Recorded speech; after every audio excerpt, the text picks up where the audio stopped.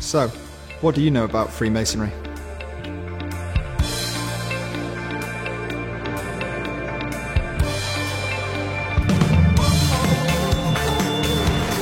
He has his friends and I have my friends, but we get on together well.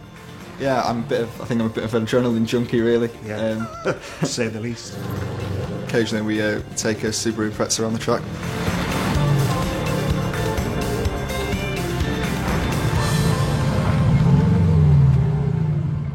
Sam knew that I was a Freemason, but he didn't really know a lot about it. And so I basically said to him, well, why don't you go join and see what it's like? And so he did. It's fun being a Freemason because you get to do stuff that you wouldn't normally do. You know, you're in a society, it's a fraternal society, and everyone's really nice to you, and you all sort of get together and you have a laugh, and there's no preconceptions about because you're young, you know, you're this or you're that. They treat you as an equal, and it's great that you've got, you know, people from different age groups, young Masons and old Masons together. I have a view that life is very short. You don't get much time to encompass everything perhaps you want to do in a lifetime. I'm in the lead. You can't catch me. Don't go too fast because you come off.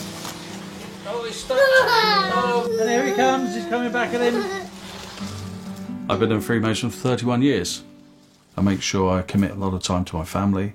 A lot of the lodge time is in the evenings or weekends. And I won't sacrifice time from my family for Freemasonry.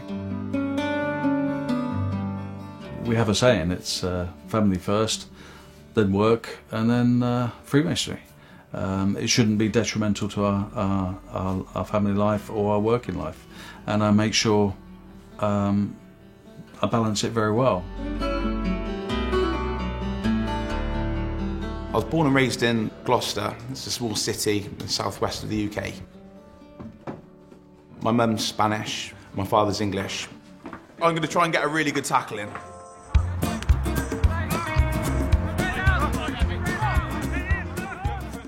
I spoke to my friend and asked about it. He spoke to me in great depth, gave me an insight into Freemasonry, and I thought, that sounds good, that's something I want to be a part of. The groups of people that you are with, it's called a lodge, and the lodge is just basically a group of friends, young, old, rich, poor. We're all just men that are just having a good time, and people that in life I probably would have passed in the street, never even spoke to, never even exchanged comments, thoughts, or sort of life stories. I run various businesses, a construction company, I'm partner in a recruitment company, and the part of the business that I prefer the most is the Art Behind Bars and Break the Chain, which is a prisoner rehabilitation scheme. This is work that I've done previously before being a Mason. Being a Mason has given me the motivation, skills to do what I'm doing and continue it. I'm Stephanie Chambers, Alistair's wife. Tonight we're going to a Freemasons ladies' night. Initially, before he joined, obviously there was a time where we were discussing it, which was nice, he involved me in.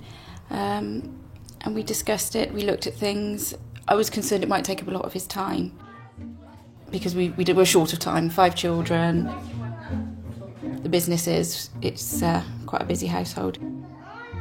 But actually it hasn't. You look at why Freemasonry has been successful. I think it's much more to do with the common desire to behave properly, to look after each other and enjoy each other's company. And all that naturally leads to charity. But Freemasonry wasn't set up originally for charity. It's just been a completely natural byproduct of it. I can give you an illustration that with the Philippines hurricane, it gave £50,000 nearly on day one to the Red Cross, and the fact that it can react so quickly to these disasters is of enormous benefit to the charities which are the recipients. Charity is really important to me. My grandmother's been disabled since she was 18, and so it means a lot to be able to help other people. And I like to get involved as much as I can through my lodge and by myself. For example, last year I did the Movember charity, and there's a lot of things that we do through the lodge as well. We decide who we're going to give money to for what purposes.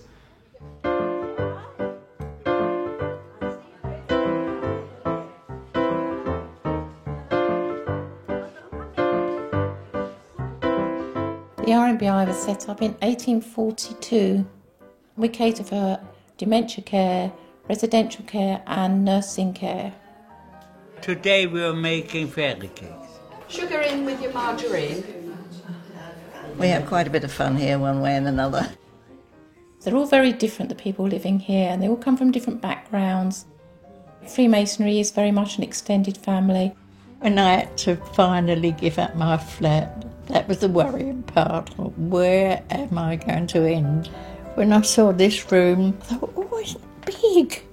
Oh, it's lovely. And from that day onwards, I've kind of come to life again, so. Are we looking after you well? Oh, they call me Mrs. Giggler. I know.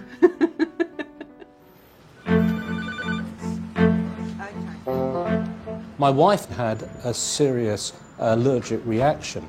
I raced her to A&E and they had to resuscitate her. An incredibly frightening experience. As a thank you, we thought, is there something we can do, particularly to help A&E, and particularly to help children who find themselves in such a frightening environment? I discussed that with my Masonic Lodge, and we came up with the idea of TLC, the simple idea of using teddy bears to take out the stress of a visit to A&E. Coming to a place like this is quite strange to them, quite stressful. Teddy bear, soft teddy bear, always softens the blow. You got babies coming in crying and you do everything that you could possibly do. You can pick any colour. When you see their faces, when you give them a teddy bear, it cuts down the assessment time just so you can just take your observations, heart rate, and it just makes them feel better. As soon as you give your teddy to a child, that brings a smile to their face. Most children name the teddy straight away. One guy this morning, young chap, called his teddy hula hoop. So that was cool. We all have the same interests, which is helping other people and an interest in the history of Freemasonry, which has brought us all together. Since I became a member, it's been absolutely clear that history is extremely important. Freemasons' Hall in Covent Garden, our headquarters, was built as a monument to those who died in the First World War. The building is open to the public, as indeed are virtually all Masonic buildings throughout the country.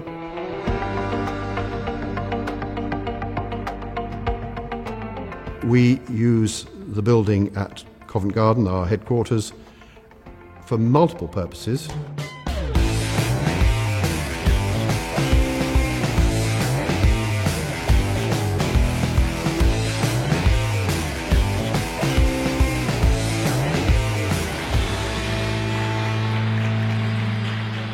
Is Freemasonry right for everyone? I would say yes, as long as you don't carry your preconceptions with you. Because there's a lot of people who have a certain way of thinking towards Freemasonry which is based on nothing. But if you open your mind to it and experience it, then absolutely it's for everyone. Everyone likes to have friends, everyone likes to help other people.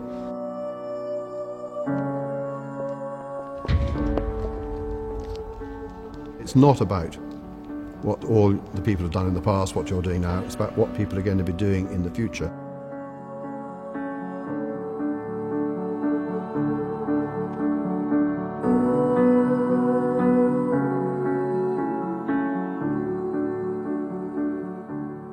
There are no political links. In fact, it's actually banned in a lodge to talk about religion or politics, as those are the two main things that people have such different opinions on.